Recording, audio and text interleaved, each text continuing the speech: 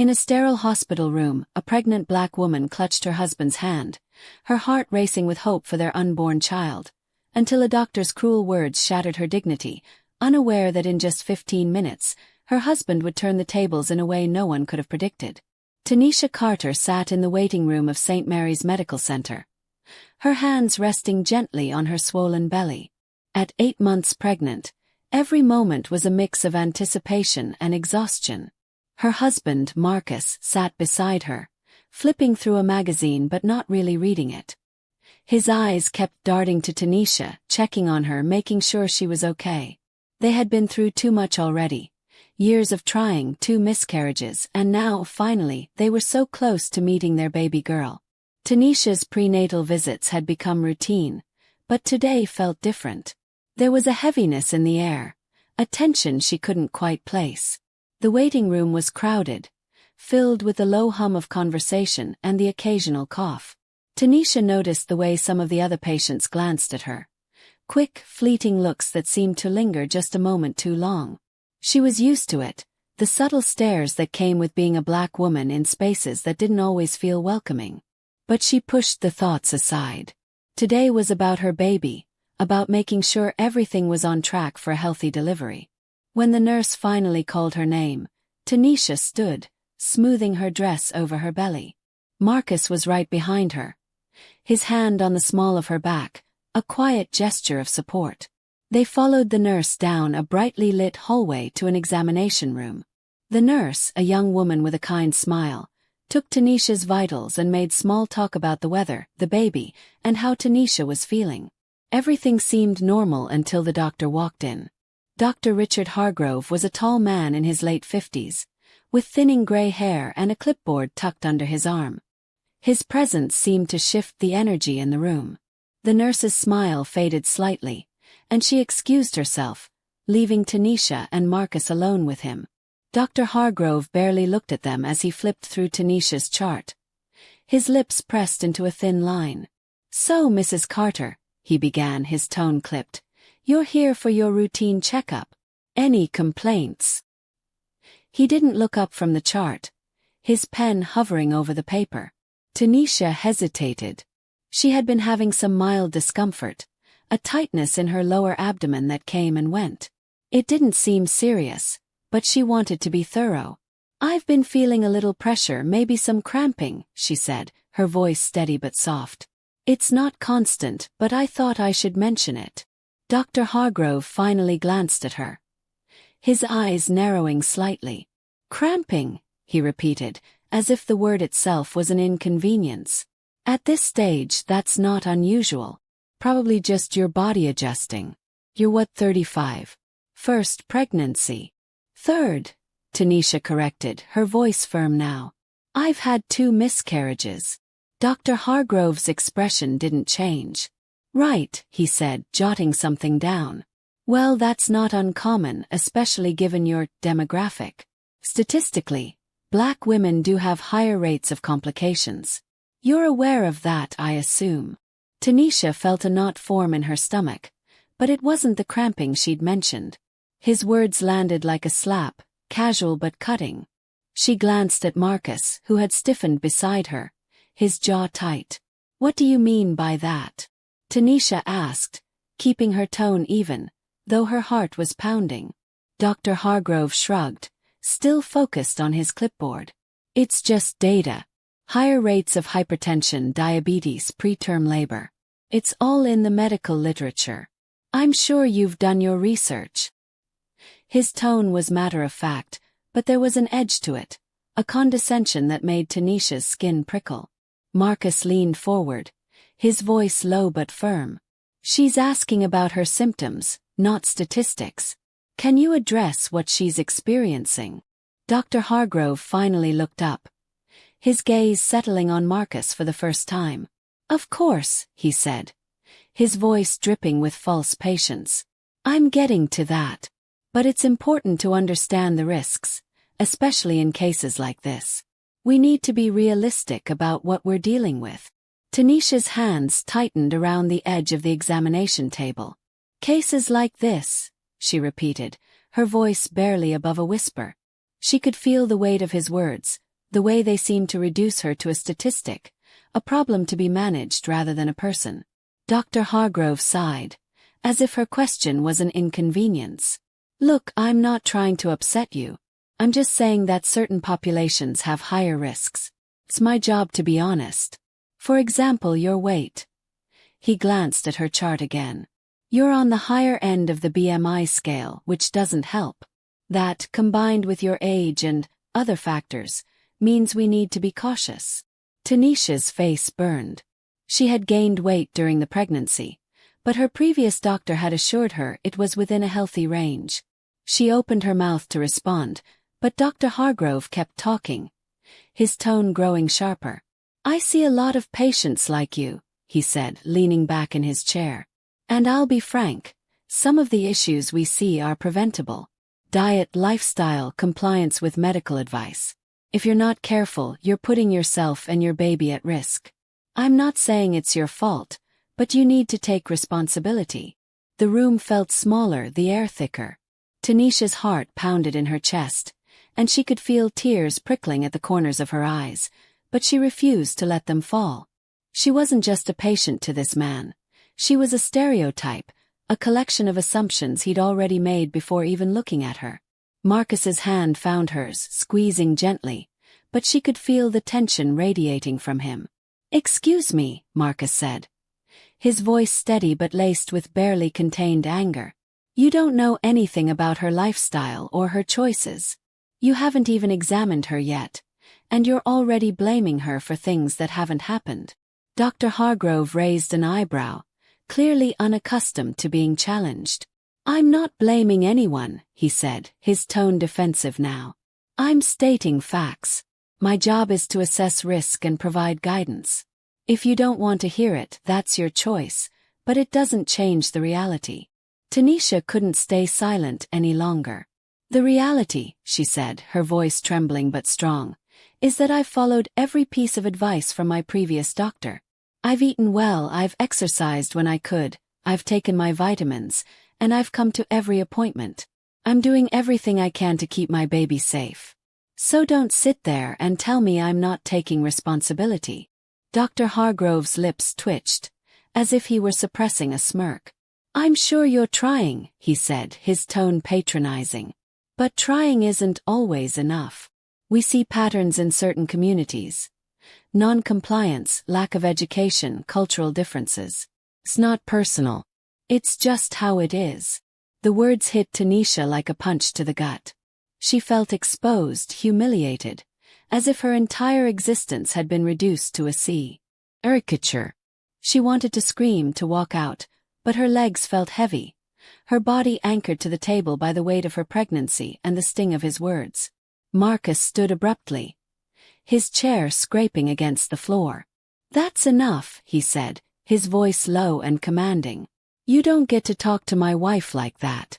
You don't get to make assumptions about her or anyone else based on your patterns. We're done here. Dr. Hargrove blinked, clearly taken aback. I'm just doing my job, he said, his voice rising slightly.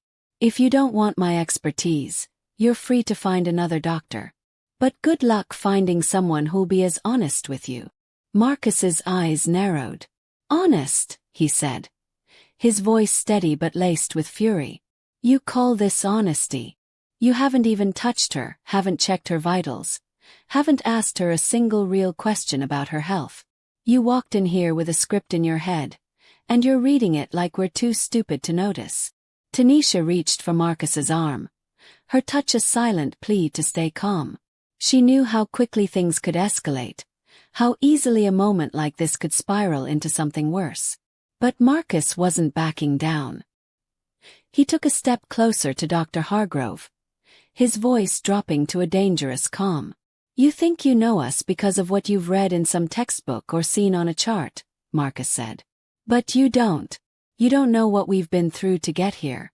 You don't know the nights we've spent praying for this baby, the sacrifices we've made, the strength it takes to sit here and listen to you talk down to us like we're less than you.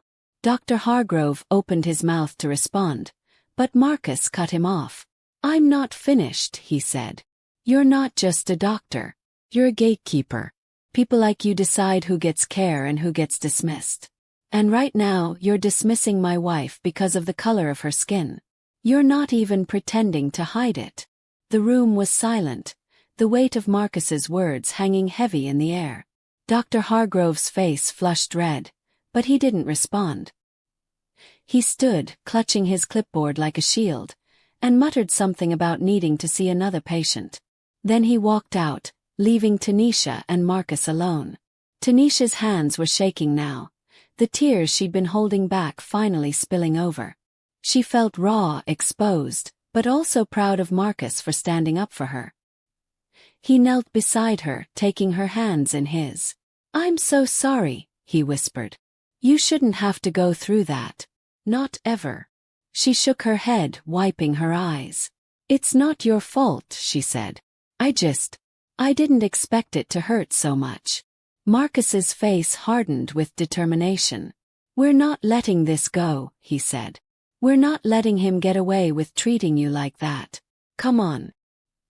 He helped her off the examination table, and they walked back to the waiting room. Tanisha felt unsteady, but Marcus's presence grounded her. She didn't know what he was planning, but she trusted him. She always had. 15 minutes later, everything changed. Marcus had made a call from the waiting room. His voice low but urgent. Tanisha didn't catch all of it, but she heard enough to know he was speaking to someone important. When he hung up, he turned to her with a small, determined smile. "Stay here," he said. "I'll be right back." He disappeared down the hallway, and Tanisha sat, her mind racing. She didn't know what Marcus was doing, but she knew her husband. He was a man of action, someone who didn't let injustice slide. She'd seen it in the way he navigated the world. A black man who had fought for every opportunity, who had built a successful career as a lawyer despite the odds stacked against him. When Marcus returned, he wasn't alone. A woman in a sharp blazer walked beside him, her expression serious. She introduced herself as Dr. Elaine Thompson, the hospital's chief of staff. Tanisha's heart skipped a beat. How had Marcus managed this? "I understand there was an issue with Dr. Hargrove," Dr. Thompson said, her voice calm but firm. "Mr. Carter reached out to me, and I'd like to hear your side of the story." Tanisha hesitated, the weight of the encounter still heavy on her chest. But with Marcus's encouraging nod, she recounted everything. Dr. Hargrove's dismissive tone, his assumptions, the way he'd reduced her to a statistic. Dr. Thompson listened intently, her expression growing more serious with every word. When Tanisha finished, Dr. Thompson nodded. "Thank you for sharing that," she said. "This is unacceptable, and I assure you it will be addressed immediately. Dr. Hargrove's behavior does not reflect the values of this hospital. I'd like to personally oversee your care moving forward, if you're comfortable with that." Tanisha felt a wave of relief, but also disbelief. She looked at Marcus, who was standing tall, his eyes filled with quiet pride. "How did you?" she started, but he just shook his head, a small smile tugging at his lips. Dr. Thompson arranged for Tanisha to be seen by another doctor that day, a kind woman who took her time, listened to her concerns, and performed a thorough examination. The cramping, it turned out, was likely Braxton Hicks contractions, but the new doctor ordered additional tests to be safe. Tanisha felt seen, heard, and cared for, everything she hadn't felt with Dr. Hargrove. Later, as they left the hospital, Tanisha turned to Marcus. "How did you get the chief of staff to come down here?" she asked. Marcus shrugged, but his eyes sparkled with mischief. "I may have mentioned that I'm representing a client in a case against the hospital's parent company," he said. "And I may have suggested that a discrimination lawsuit wouldn't look good for them right now." Tanisha's jaw dropped. "You didn't." "I did," he said, his voice softening. "Nobody gets to treat you like that, Tanisha. Nobody." She reached for his hand, her heart swelling with love and gratitude. They had faced so much together, loss, hardship, and now this. But Marcus had turned a moment of humiliation into one of empowerment, not just for her, but for every patient who might have faced the same treatment. As they walked to their car, Tanisha felt her baby kick, a strong, steady reminder of the future they were building. She squeezed Marcus's hand, knowing that no matter what challenges lay ahead, they would face them together. And they would win. In a sterile hospital room, a pregnant black woman clutched her husband's hand, her heart racing with hope for their unborn child, until a doctor's cruel words shattered her dignity, unaware that in just 15 minutes, her husband would turn the tables in a way no one could have predicted.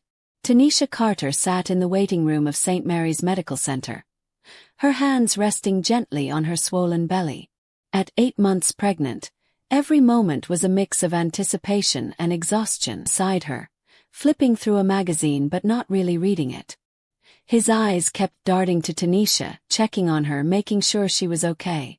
They had been through too much already. Years of trying, 2 miscarriages, and now, finally, they were so close to meeting their baby girl. Tanisha's prenatal visits had become routine, but today felt different. There was a heaviness in the air, a tension she couldn't quite place. The waiting room was crowded, filled with the low hum of conversation and the occasional cough. Tanisha noticed the way some of the other patients glanced at her. Quick, fleeting looks that seemed to linger just a moment too long. She was used to it, the subtle stares that came with being a black woman in spaces that didn't always feel welcoming. But she pushed the thoughts aside. Today was about her baby, about making sure everything was on track for a healthy delivery. When the nurse finally called her name, Tanisha stood, smoothing her dress over her belly. Marcus was right behind her, his hand on the small of her back, a quiet gesture of support. They followed the nurse down a brightly lit hallway to an examination room. The nurse, a young woman with a kind smile, took Tanisha's vitals and made small talk about the weather, the baby, and how Tanisha was feeling. Everything seemed normal until the doctor walked in. Dr. Richard Hargrove was a tall man in his late 50s, with thinning gray hair and a clipboard tucked under his arm. His presence seemed to shift the energy in the room.